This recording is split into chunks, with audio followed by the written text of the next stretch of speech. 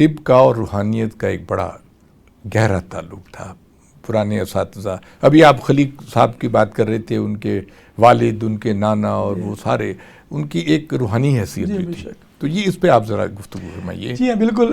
ایک تو نا وہ ایک حدیث شریف بھی ہے، اور بعض علماء کرام کہتے ہیں، قول ہے کسی بزرگ کا، العلم علمان، علم الادیان والعلم الابدان. واہ. ٹھیک ہے، تو علم دو ہی ہیں، ایک دین کا اور ایک بدن کا. بالکل. تو یہ تو شروع سے دونوں کو ملا دیا گیا. جی بالکل. ایک بات تو یہ ہے. اچھا، یہ نا جب آپ دکھی انسانیت کی خدمت کرنے جا رہے ہیں تو جب تک تعلق باللہ نہیں ہوگا نا تو آپ کے اندر وہ تڑپ اور وہ جذبہ بھی پیدا نہیں ہوتا جو دکھی انسانیت کی خدمت کے لیے ضروری چیز ہے. تو اس لیے ہمارے اساتذہ کرام ہمیں جو پڑھاتے تھے وہ کہتے ہیں جی آپ کی نظر جیب پر نہیں، مریض پر کے مرض پر ہونی چاہیے. بہت اچھا. ٹھیک ہے.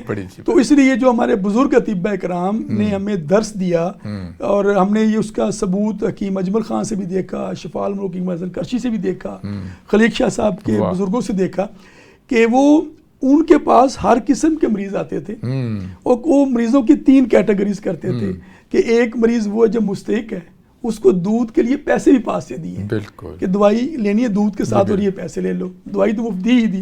دوسرا میں جاتا ہے جو واقف کار تھے، تعلق والے تھے، ان سے دوائی کے صرف پیسے چارج کیے. ایک مریض سے جو صاحب حیثیت تھے، ان دونوں کے پیسے ان سے لے لیے.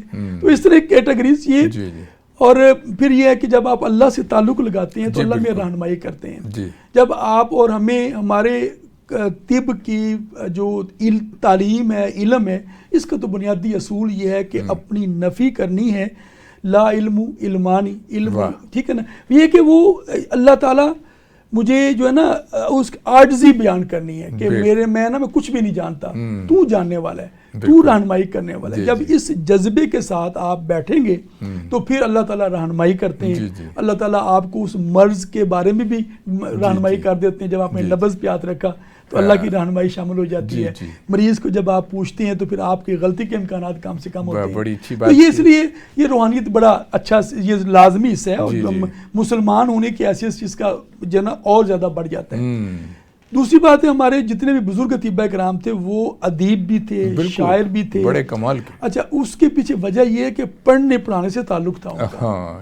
تو جب آپ پڑھتے پڑھاتے ہیں تو پھر یہ ذوق تو پیدا ہوتا ہی ہے. ٹھیک ہے. ہم وقفے میں باتیں کرتے ہیں، نبی خان جمال فیضہ صاحب کتنے بڑے شاعر تھے. بالکل. ٹھیک ہے.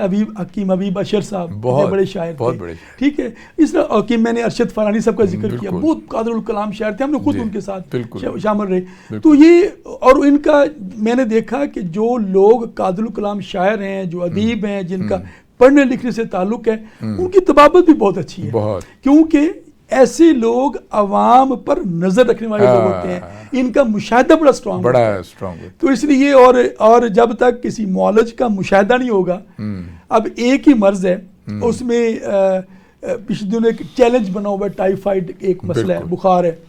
اب یہ پوری دنیا میں ہوتا ہے ٹائیفائڈ. ٹھیک ہے. مگر بعض علاقوں میں یہ ٹریٹ نہیں ہو رہا. اگر آپ کا مشاہدہ ہی نہیں ہے اور آپ یہ جج نہیں کر پا رہے کہ اس علاقے میں ٹائیفائڈ نہیں ٹھیک ہو رہا، وجہ کیا اس کی؟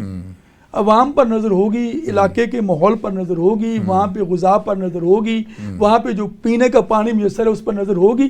تو آپ یہ جان پائیں گے، مریض کو یہ ساتھ کہہ پائیں گے کہ جناب اس دوائی کے ساتھ ساتھ آپ اپنی غذا بھی ٹھیک کریں، جو آپ دودھ لیتے ہیں فائن جگہ سے وہ بھی نہ لیں، پانی آپ اپنا ٹھیک کریں، تو پھر جا کے مریض ٹھیک ہوگا. تو وہ تعلق باللہ اور عوام سے تعلق دونوں قائم ہوتا ہے.